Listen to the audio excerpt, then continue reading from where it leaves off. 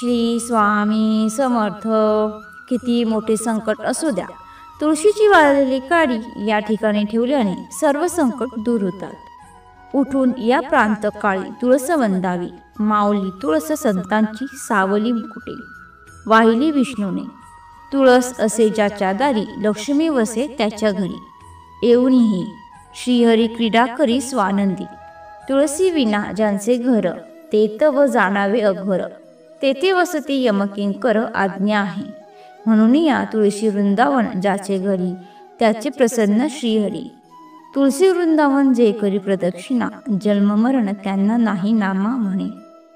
तर याचा अर्थ असा होतो की ज्या घरामध्ये, ज्या घराच्या अंगणामध्ये तुळस नाही, तर ते घर अघोर मानले जाते, भयंकर मानले जाते.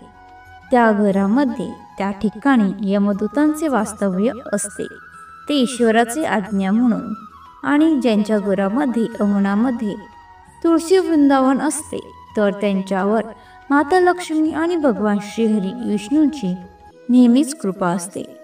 ज्या घरामध्ये सकाळी तुळशीची पूजा करतात, तुळशीला प्रदक्षिणा घालतात, तर त्या घरामध्ये कधीही धनाची कमी पडत नाही.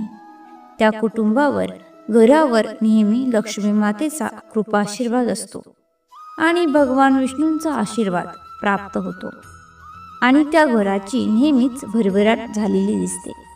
तुळशी माता ही लक्ष्मी मातेचे स्वरूप असल्यामुळे असे म्हणतात की ज्याच्या घरी असे तुळस, त्याच्या घरी लक्ष्मी पाणी घरी.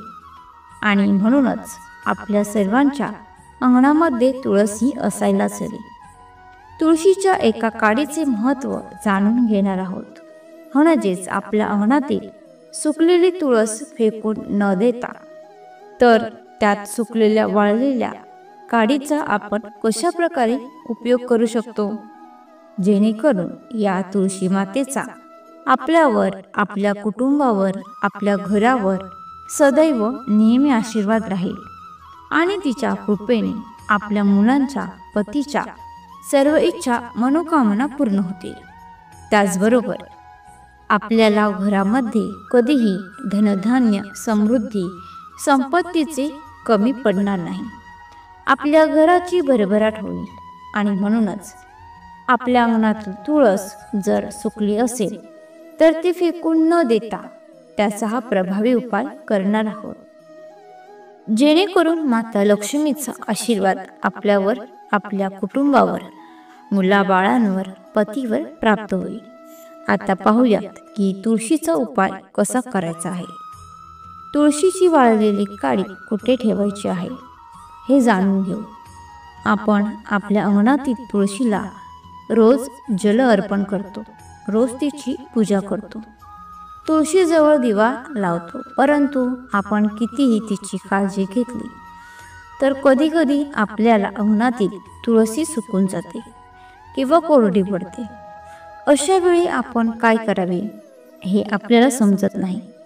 तर असं आपल्या अंगणामध्ये वाळलेली, सुकलेली तुळस ठेवू नये असे म्हटले जाते की, आणि म्हणूनच आपल्याला लगेच ती तुळस तिथून काढायची असते आणि त्या ठिकाणी आपल्याला तुळशीचे नवीन रोप आणून लावायचे आहे. आणि जर तुळस खालच्या बाजूने हिरवी असेल आणि जर वरच्या काड्या फक्त तुळशीच्या सुकल्या असतील, कोरड्या पडल्या असतील, तर त्या आपल्याला सर्व काड्या एका बाजूला काढून घ्यायच्या आहेत.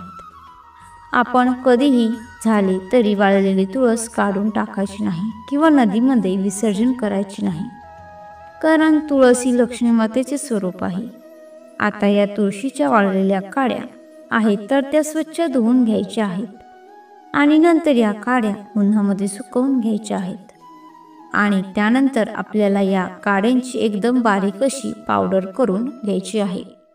तुम्हाला कशा प्रकारे शक्य होईल त्याप्रमाणे तुम्ही ही पावडर बारीक करून घेऊ शकता. मिक्सरमधून देखील ही पावडर तुम्ही बारीक करून घेऊ शकता. आणि त्यानंतर ती पावडर आपल्याला चाळून घ्यायची आहे.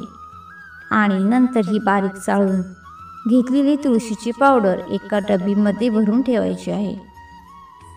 आणि सकाळी दररोज देवपूजा करत असताना भगवान श्रीहरी विष्णूंना त्याचबरोबर आपल्या प्रत्येकाच्या घरामध्ये भगवान बाळकृष्णांची मूर्ती असेलच, तर त्या बाळकृष्णाच्या मूर्तीला तुळशीच्या काड्यांची पावडर जी आपण बारीक केलेली आहे, तर ती पावडर भगवान श्रीहरी विष्णूंच्या फोटोला किंवा भगवान श्रीहरी विष्णूंच्या मूर्तीला, बाळकृष्णांच्या मूर्तीला आपल्याला दररोज देवपूजा करताना ती पावडर हिचा टिळा लावायचा आहे. असे भगवान श्रीहरी विष्णूंना तुळशी अत्यंत प्रिय आहे.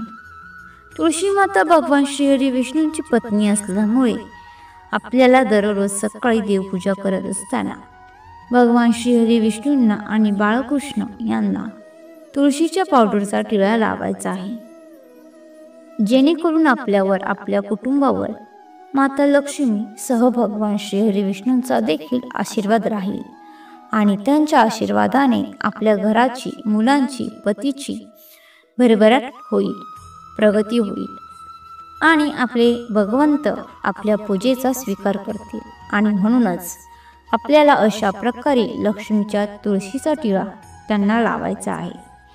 त्याचबरोबर आपल्या कुटुंबातील सर्व व्यक्तींना सकाळी आणि संध्याकाळी पूजा झाल्यानंतर या तुळशीच्या पावडरचा टिळा देखील लावू शकता. यामुळे आपले मन शांत राहते आणि आपल्या घरामध्ये सकारात्मक ऊर्जेचा संचार होतो आणि आपला आत्मविश्वास वाढीस लागतो.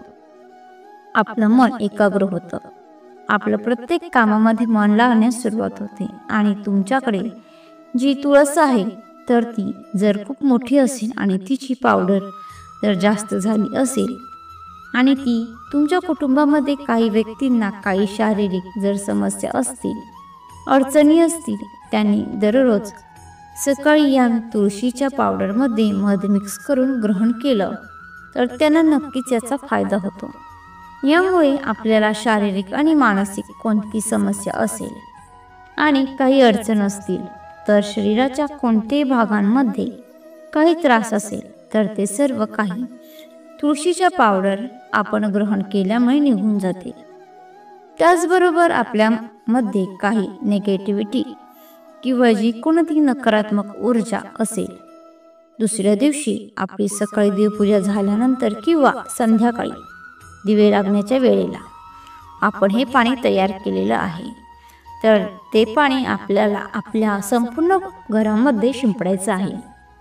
आपल्या घरामध्ये कोणाचाही कोपरा रिकामा राहणार नाही. अशा प्रकारे आपल्याला संपूर्ण घरामध्ये पाणी शिंपडायचं आहे. असे केल्यामुळे आपल्या घरातील नकारात्मक शक्ती आहे तर ती निघून जाणार आहे आणि सकारात्मक ऊर्जा आपल्या घरामध्ये प्रवेश करणार आहे.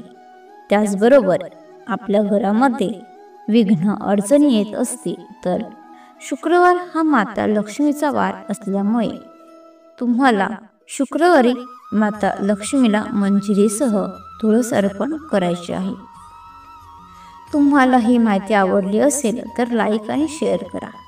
तसेच अशीच माहिती नेहमी ऐकण्यासाठी चॅनलला सबस्क्राईब नक्की करा. श्री सद्गुरू स्वामी समर्थ. धन्यवाद.